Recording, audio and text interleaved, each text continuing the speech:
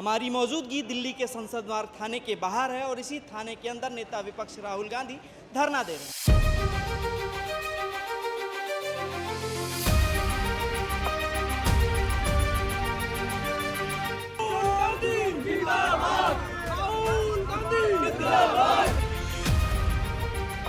कि अगर बच्चे गलत थे, धर्मेंद्र प्रधान ने इस्तीफा क्यों दिया? और धर्मेंद्र प्रधान ने अगर इस्तीफा दे दिया तो बच्चों के साथ जो अभद्र व्यवहार हुआ, जो पूरे शरीर पर पैलेटगन्स के निशान पाए गए, जिस व्यक्ति ने अपनी आंखें खो दी पूरी जिंदगी के लिए, इसके लिए जिम्मेदार कौन है? देखिए, बीजेपी को अपने दफ्तर में चेक करना चाहिए कि बलात्कारी, हत्यारे, अत्याचारी सारे बीजेपी के दफ्तर में आपको मिलेंगे। उनको चेक करने, दिमागी नक्सल किसका खराब है? सरकार तो गूंगी बहरी हो चुकी है और सरकार का मानसिक संतुलन भी बिगड़ चुका है। ये डरपोक लोग हैं, ये पूंजीपति लोग हैं, इनको पैसे वाले लोग चाहिए। ये पूरे देश को 10% लोगों को बेच दिया इन लोगों ने। जब से सरकार बनी ये पढ़े लिखे युवाओं से डरती है और राहुल गांधी आपको पता है इंटेलिजेंस आदमी है। 10-12 पढ़ी हुई लड़की जो खुद बोलती है कि मैं घर से भाग गई थी, वो अनएजुकेटेड महिला है, तो वो भाजपा की टिकट पे सांसद बन गई है। नॉलेज तो उसकी एजुकेशन के अकॉर्डिंग है, तो वो वही बोलेगी। इस तरह के लोग हमारे देश के ऊपर शासन कर रहे हैं, चिंता का विषय है। हमारी मौजूदगी दिल्ली के संसद मार्ग थाने के बाहर है और इसी थाने के अंदर नेता विपक्ष राहुल गांधी धरना दे रहे हैं। उनके साथ प्रियंका गांधी समेत कांग्रेस के तमाम दिग्गज नेता धरने पे बैठे हैं। धरने की वजह सिर्फ एक छोटी सी वजह है, एक एफआईआर, एक पीड़ित की एफआईआर, जो सबका फंडामेंटल राइट्स है कि अगर उसके साथ कोई जाती हुई है तो अपनी बात पुलिस में शिकायत दर्ज करा सकता है। 20 जुलाई को शाहिल नाम का युवक जो पैलेट गन का शिकार हुआ, पुलिस की बर्बरता का शिकार हुआ, जिसकी आंख की रोशनी जा चुकी है, वो कई दिनों से थाने के चक्कर लगा रहा था कि एक एफआईआर लिख ली जाए। वो अपनी मां के साथ आ रहा था, लेकिन उसकी कहीं कोई सुनवाई नहीं हो रही थी और आज राहुल गांधी उसी के साथ इस थाने के अंदर आए, उसी एफआईआर को लेकर। लेकिन अमित शाह की दिल्ली पुलिस एफआईआर करने को तैयार ही नहीं है। राहुल गांधी की मांग है कि जो भी दोषी पुलिसकर्मी हैं उनके खिलाफ एफआईआर दर्ज की जाए और किसके कहने पर 20 जुलाई के प्रदर्शन वाले दिन पैलेट गन बरसाई गई थी, ये बात दिल्ली पुलिस बताए। लेकिन दिल्ली पुलिस बताने का नाम नहीं ले रही है और आप देखिए थाने के अंदर कांग्रेस के तमाम दिग्गज नेता धरने पर बैठे हैं, थाने के बाहर कांग्रेस के कार्यकर्ता बैठे हैं और इनकी साफ मांग है कि जब तक हमारी बात मान नहीं ली जाती तब तक हम बैठे रहेंगे और अगर सरकार नहीं सुनती, पुलिस प्रशासन नहीं सुनता है तो प्रदर्शन और बड़े लेवल पे होगा। जिस तरह से धर्मेंद्र प्रधान का इस्तीफा हुआ, उसी तरह से गृह मंत्री अमित शाह का भी नंबर आ सकता है। जिस तरह से कांग्रेस पार्टी प्रदर्शन कर रही है, राहुल गांधी सड़क से लेकर संसद तक छात्रों की बात कर रहे हैं। मानसून सत्र में अमित शाह नहीं गए, छात्रों पे पैलेट गन किसने चलवाई, किसका आदेश था, ये बता नहीं रही है सरकार। छात्रों को लेकर दहशतगर्द, दिमागी नक्सल और गटर छाप कहा जा रहा है, क्या कहोगे? देखिए, हम तो यही कहना चाहते हैं कि अगर बच्चे गलत थे, धर्मेंद्र प्रधान ने इस्तीफा क्यों दिया? और धर्मेंद्र प्रधान ने अगर इस्तीफा दे दिया तो बच्चों के साथ जो अभद्र व्यवहार हुआ, जो पूरे शरीर पर पैलेटगन्स के निशान पाए गए, जिस व्यक्ति ने अपनी आंखें खो दी पूरी जिंदगी के लिए, इसके लिए जिम्मेदार कौन है? बिना वर्दी के कौन से पुलिस वाले थे, बिना नेम प्लेट के कौन से पुलिस वाले थे जिन्होंने बेटियों पर लाठी चार्ज किया? इस देश ने वो दृश्य देखा जब बेटियां बिलख बिलख कर रो रही थी, हाथ जोड़ रही थी पुलिस के, और ये पुलिस अमित शाह जी के एक इशारे पर काम कर रही थी। अमित शाह जी जवाब देने को तैयार नहीं, ना वो सत्र में आए और जवाब ना देने की वजह से अमित शाह जी से इस्तीफे की मांग कर रहे हैं। आज एफआईआर कराने के लिए इस देश का नेता विपक्ष संघर्ष कर रहा है, तो इस देश के नेता विपक्ष को अगर संघर्ष करना पड़ रहा है तो इस देश का आम नागरिक कितना पीड़ित होगा? कैसे संवैधानिक अधिकारों का हनन ये बीजेपी कर रही है, कैसे तानाशाह सरकार देश के अंदर चल रही है, ये सवाल भारत के अंदर है। लेकिन जिस तरह से देश के मुखिया मोदी जी सवाल पूछने वालों को, विरोध करने वालों को दिमागी नक्सल कह देते हैं, उनकी सांसद है गटर छाप कह देते हैं, तो ऐसे में तो पुलिस प्रशासन का मन बढ़ेगा ही। देखिए, बीजेपी को अपने दफ्तर में चेक करना चाहिए कि बलात्कारी, हत्यारे, अत्याचारी सारे बीजेपी के दफ्तर में आपको मिलेंगे। उनको चेक करने, दिमागी नक्सल किसका खराब है? कंगना रनावत का, निशिकांत दुबे का, रमेश बिधूड़ी का, ये किसके नेता है? ये भारतीय जनता पार्टी के नेता हैं। तो बीजेपी को पहले अपनी पार्टी में झांक लेना चाहिए, फिर दूसरे की पार्टियों पर टिप्पणी करने आना चाहिए। और इस देश के प्रधानमंत्री जब इस तरीके की भाषा का प्रयोग करते तो उनकी पार्टी के छुटवैया नेता कैसे भाषा का प्रयोग करते होंगे, सबने देखा। नेता विपक्ष को एफआईआर के लिए संघर्ष करना पड़ रहा है, बैठना पड़ रहा है, जो कि आप जिलों में जाओ तो एक कॉल पे एफआईआर हो जाती है। क्यों नहीं कर रही है? देखिए, जब से बीजेपी की सरकार है तब से एफआईआर कराना इतना मुश्किल हो गया है और आज नेता विपक्ष ने दिखा दिया कि एक आम नागरिक जब संघर्ष करता है तो क्या होता है, और जब एक नेता विपक्ष को संघर्ष करना पड़ेगा एफआईआर के लिए, तो देश की कानून व्यवस्था, देश की पुलिस किसके इशारों पर काम कर रही है? ये राहुल गांधी की लड़ाई नहीं है, ये पूरे देश के यूथ के लिए है। आज मैं देख रही हूँ कि पूरे हिंदुस्तान में क्या ऑल वर्ल्ड में सबसे ज़्यादा खतरे में यूथ है। उसमें मैं लड़कियों की कम लड़कों की बात ज़्यादा कर रही हूँ कि जो गैंगस्टरवाद है, नशा है, और ये सोशल मीडिया भी एक तरह का नशा है। इसमें यूथ को एकदम साइड पे कर दिया है।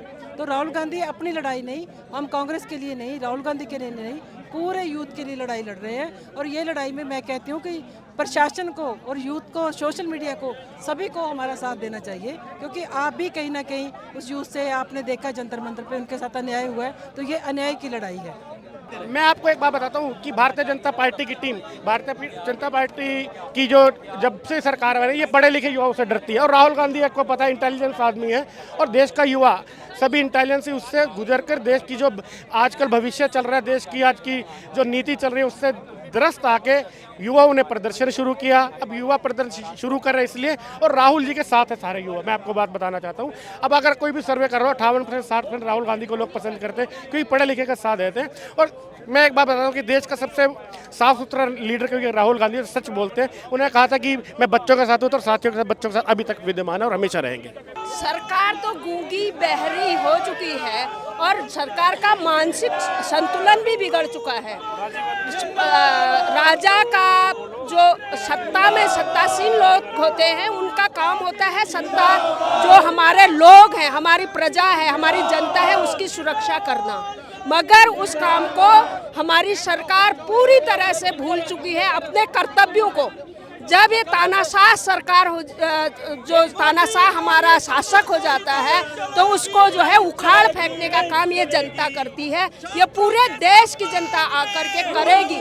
पूरा देश राहुल गांधी जी के साथ है, छात्र राहुल गांधी जी के साथ है, और पूरी महिलाएं, सारे हर समुदाय राहुल गांधी जी के साथ है, क्योंकि राहुल गांधी जी उनके साथ है। राहुल गांधी से आज पूरे देश को उम्मीदें हैं, पूरा देश राहुल गांधी की तरफ देख रहा है कि कब ये भ्रष्टाचारी सरकार अपने त्यागपत्र दे समेत नरेंद्र मोदी, और कब राहुल गांधी जी प्रधानमंत्री बने। आपने देखा देश का हर एक युवा छात्र, पढ़ने वाले बच्चे स्कूल कॉलेज छोड़ के यहाँ जंतर मंतर पहुंचे हुए थे।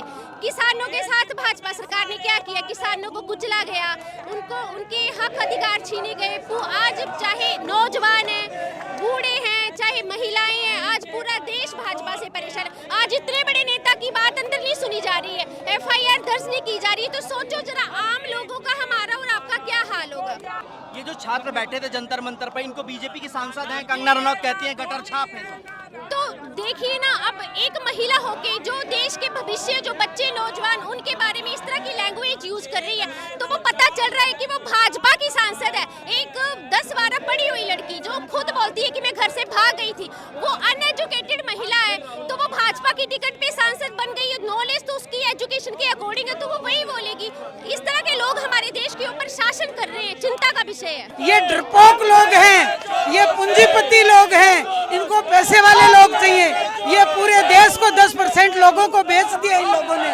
और जो लास्ट में जो गरीब बच्चे हैं, जो अपने खून पसीने की कमाई से पढ़कर आज पूरा देश जल रहा है, आज देश की बेटियां जल रही हैं, आज किसान जल रहे हैं, आज माता बहनें जल रही हैं, और यहाँ तक जंतर मंतर पर जिस लेवल का धरना चल रहा है, और फिर भी ये डरपोक अपने घरों में घुसे हुए हैं। ये बाहर आके जवाब देने लायक नहीं है। ऐसे लोग को प्रधानमंत्री नहीं, ऐसे लोग को देश निकाला देना चाहिए।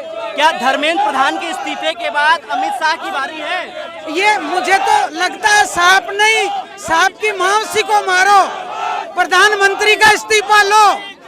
अमित शाह इन इधर उधर लेने की बजाय अब मोदी का इस्तीफा लेना चाहिए, तो अमित शाह उन दोनों का साथ ही हो जाएगा। तो कब तक बैठेंगे?